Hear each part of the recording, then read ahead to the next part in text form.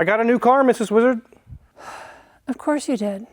Yes, and it is awesome. Let's see how I did. Let's get started.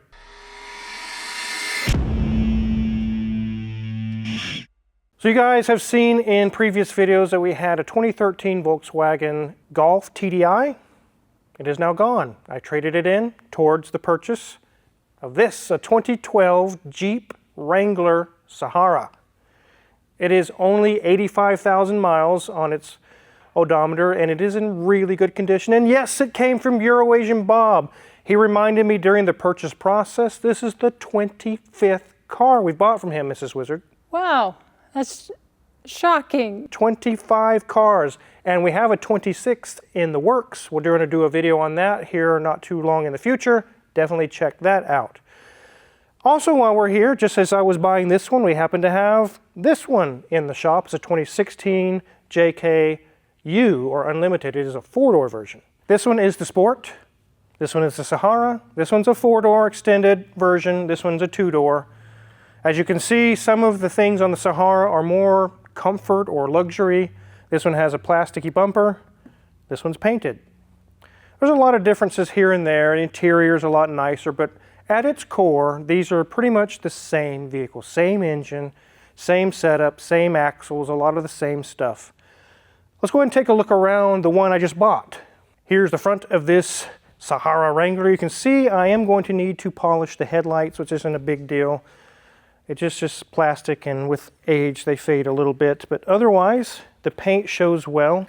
It does have the 18s on here as opposed to the Sport next to it that has 17s. Much bigger wheels and some fairly new BF Goodrich trail terrain. You do see it's a Sahara package, and we pretty much ran out of room because it's a two-door. It's fairly short. I've already marked my territory with my New Mexico sticker on it, and you do see it has the soft top, which I preferred over the hard top. We have some funny stories to tell you about that here in a little bit. A couple of big difference on this one you'll notice right off the bat compared to the one I just bought is four doors and a hard top. This one is soft. But pretty much there's a lot of similarities, tons of similarities. Let's get the hood open on this one. So on these Jeep JKs, there's no hood release inside the interior or anything like that. It's all done outside.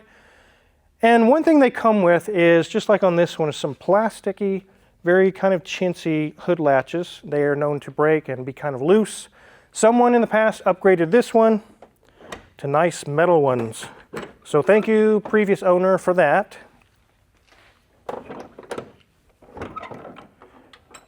And then there's a second latch here, and it's happy to see you, Mrs. Wizard.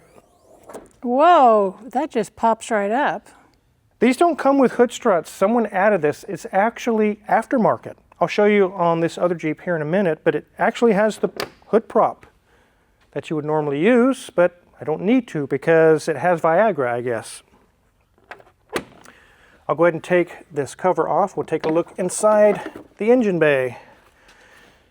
This is our 3.6 liter Pentastar, and they do have a couple small bad wraps, the one being the plastic oil filter housing, oil cooler issue down there. This one's not causing any issues currently, but it's still going to get upgraded regardless.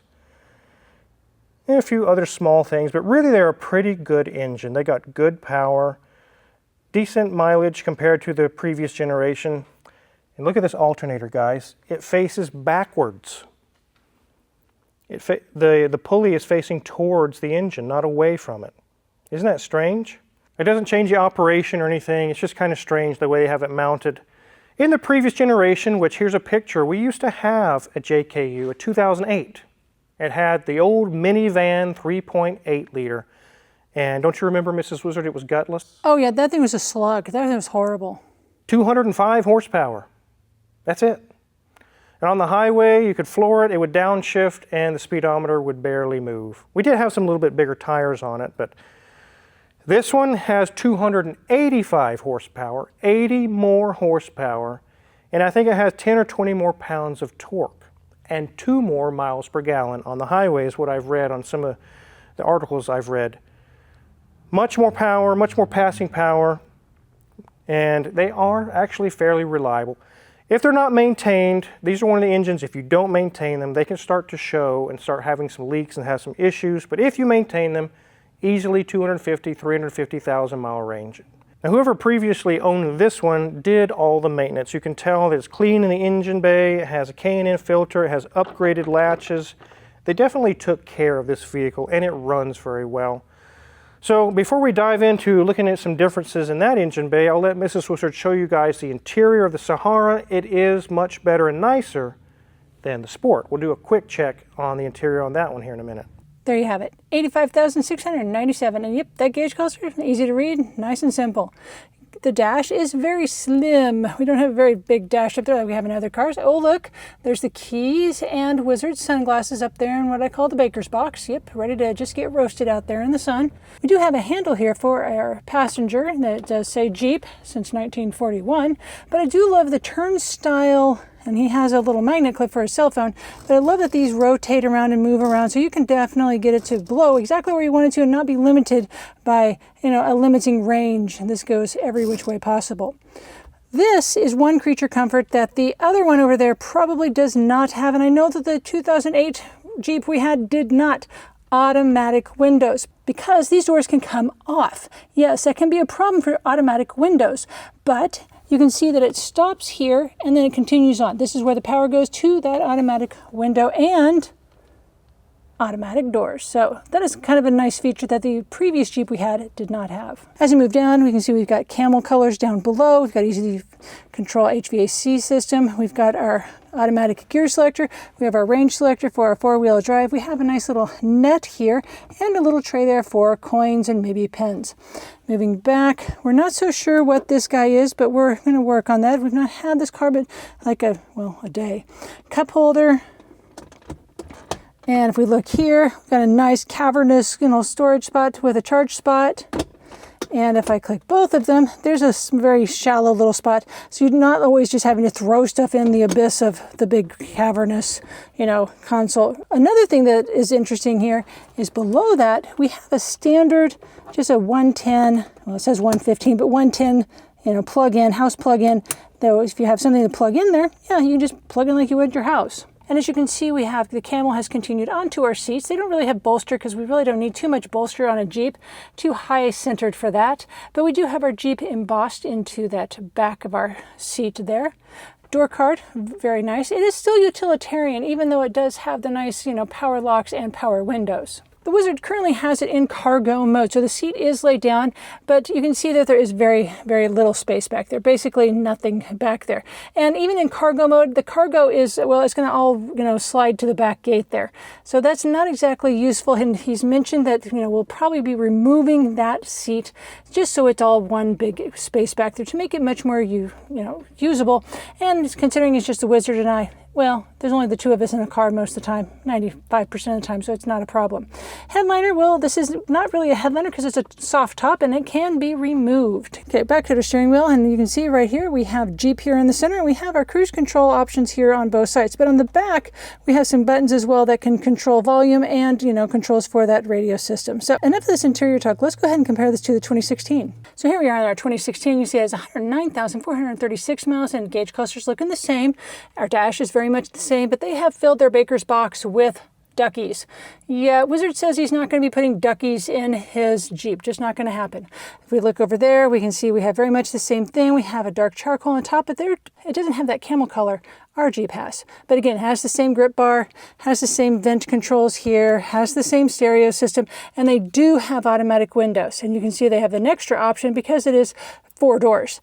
Move down, HVAC the same. They still have that same little net.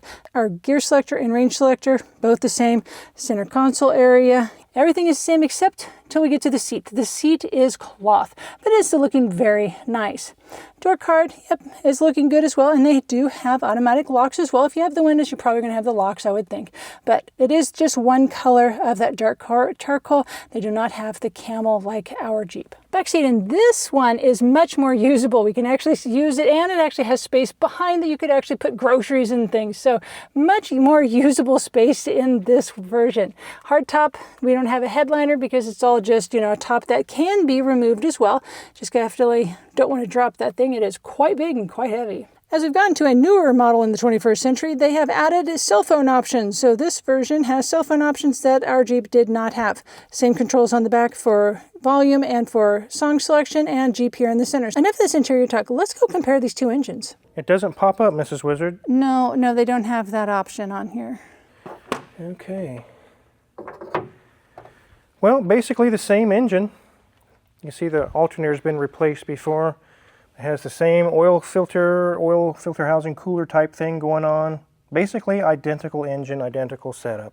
Just like the 3.8 liter they used for many, many years before this engine, the 3.6 is in Chargers, it's in Challengers, it's in Jeeps, it's in all kinds of things, vans. They use this engine all over the place, which is great because parts are going to be plentiful.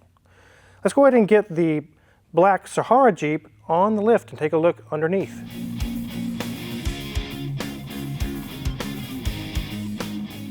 So looking underneath the radiator, I don't see any leaks or anything going on, but I do see that this was very likely towed behind an RV. We can see with these little hooks up front. So there's two hooks here where a tow bar would have connected, and you can see some wiring here for lighting. When they hook up to the RV, they will be able to plug it in and have the brake lights and turn signals and everything. So we know the engine and powertrain and everything else has 85,000 miles on it.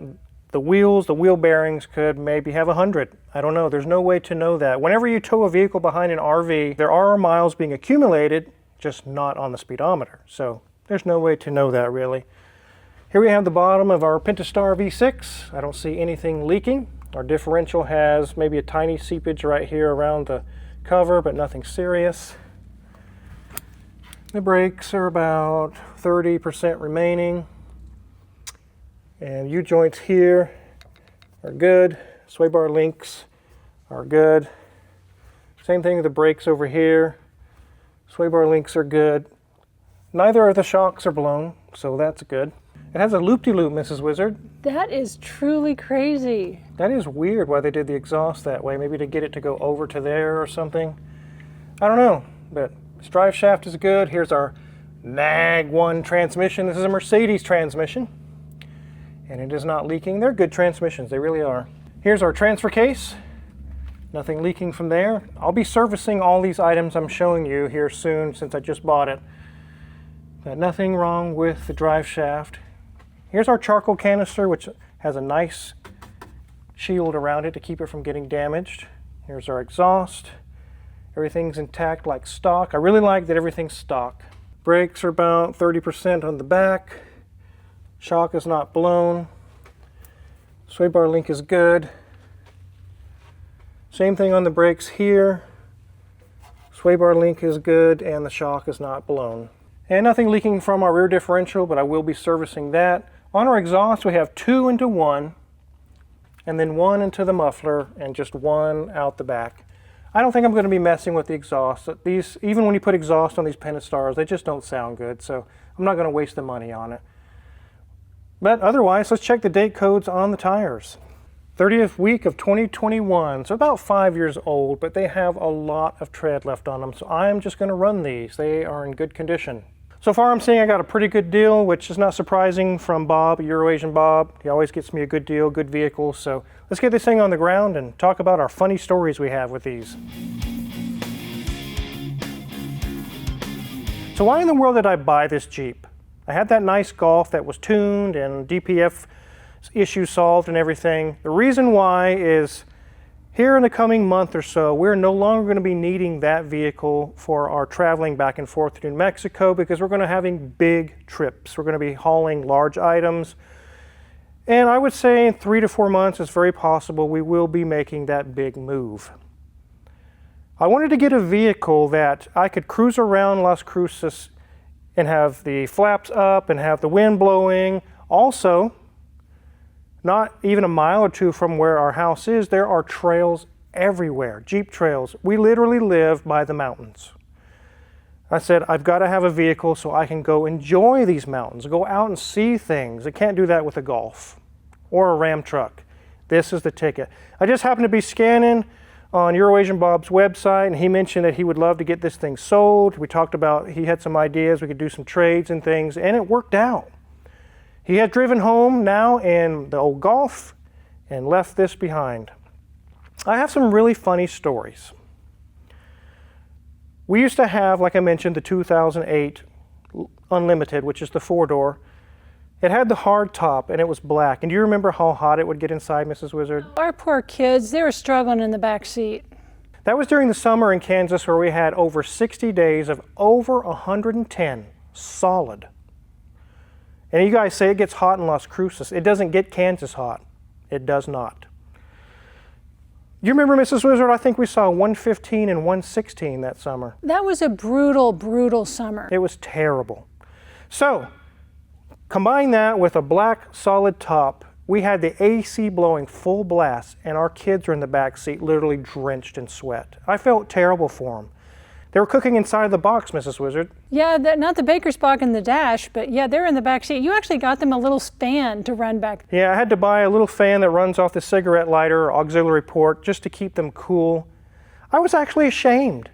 I was like, who builds a vehicle like that when it's so hot out that the AC can't keep up and it just burns your children?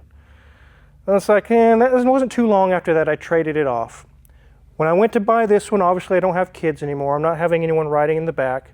But the soft top is not going to transmit nearly as much heat as the solid panel that stores all that heat and just radiates it down. Another funny story I have is we hadn't had that Jeep very long. We took it up into the Colorado mountains and we were almost at the top of Trail Ridge Road with the top off, the doors off, everything was off. And we got caught in a hailstorm. So my kids have their blankets over them and they're like, ah! And it's, what do you do? Where do you go? There's no shelter, there's nothing.